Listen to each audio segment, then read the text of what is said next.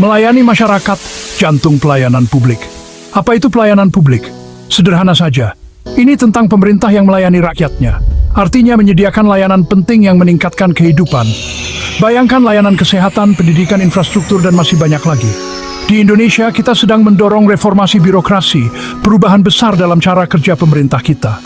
Pelayanan publik yang berkualitas adalah inti dari perubahan ini. Mengapa? Karena membangun kepercayaan antara rakyat dan pemerintahnya. Ketika masyarakat menerima layanan yang efisien dan dapat diandalkan, mereka merasa didengarkan, mereka merasa dihargai. Kepercayaan ini penting untuk demokrasi yang kuat dan berkembang.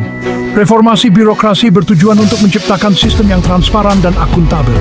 Sebuah sistem di mana warga negara bukan hanya penerima, tetapi peserta aktif. Dan di jantung sistem ini adalah para abdi negara yang berdedikasi, bekerja tanpa lelah untuk memenuhi kebutuhan rakyat Indonesia. Komitmen untuk melayani masyarakat ini bukan hanya pekerjaan, ini adalah panggilan. Ini membutuhkan empati, integritas, dan keinginan tulus untuk membuat perbedaan. Ketika para abdi negara mengutamakan kebutuhan masyarakat yang mereka layani, mereka berkontribusi pada masa depan yang lebih cerah bagi seluruh rakyat Indonesia. Inilah sesuatu ini pelayanan publik. Jadi adalah fondasi untuk membahas Indonesia yang adil dan sejahtera. Penjaga tata kelola yang baik, peran ASN. Aparatur sipil negara, ASN kita, tulang punggung pelayanan publik di Indonesia.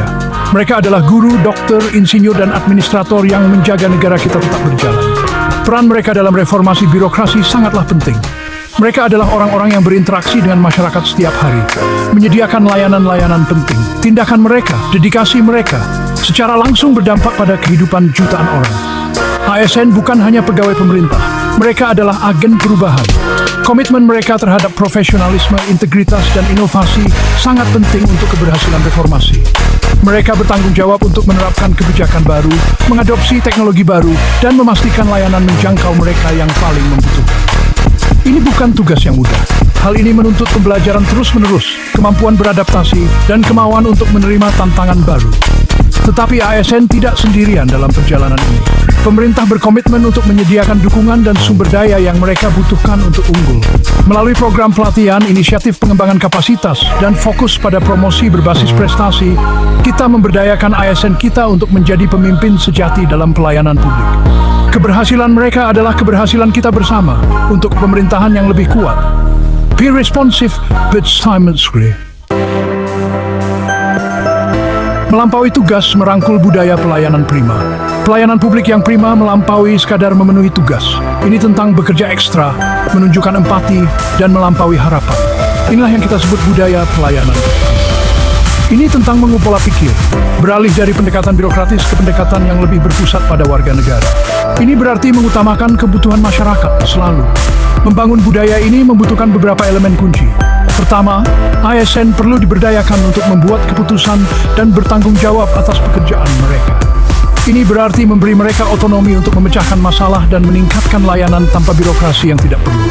Kedua, kita perlu menumbuhkan rasa bangga dalam melayani publik. ASN harus merasa dihargai dan diapresiasi atas kontribusi mereka kepada masyarakat. Terakhir, kita perlu menciptakan budaya peningkatan berkelanjutan. Ini berarti secara aktif mencari umpan balik dari warga, belajar dari kesalahan kita, dan terus berusaha untuk melakukan yang lebih baik. Dengan menerapkan prinsip-prinsip ini, kita dapat mengubah layanan publik kita menjadi sumber keunggulan yang responsif, efisien, dan benar-benar dedikasikan untuk kesejahteraan seluruh rakyat Indonesia. Jalan terjal menuju reformasi, tantangan dalam penyelenggaraan pelayanan publik. Saat kita mengupayakan yang terbaik, kita juga harus mengakui tantangannya. Jalan menuju reformasi tidaklah mudah. Salah satu rintangan terbesar adalah korupsi yang masih ada. Terlepas dari upaya terbaik kita, korupsi terus menjangkiti sistem kita, mengikis kepercayaan publik, dan menghambat kemajuan. Kita harus memperkuat upaya kita untuk memerangi korupsi di semua tingkatan, mempromosikan transparansi dan akuntabilitas. Tantangan lainnya adalah kesenjangan digital.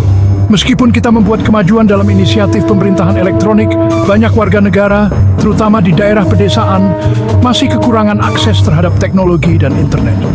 Hal ini membatasi kemampuan mereka untuk mendapatkan manfaat dari layanan daring dan memperlebar kesenjangan dalam penyediaan layanan. Kita harus menjembatani kesenjangan digital ini dengan berinvestasi dalam infrastruktur dan memastikan literasi digital untuk semua. Selain itu, kompleksitas birokrasi dan peraturan yang sudah ketinggalan zaman dapat menghambat inovasi dan efisiensi.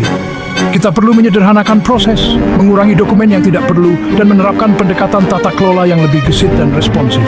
Mengatasi tantangan ini membutuhkan upaya kolektif.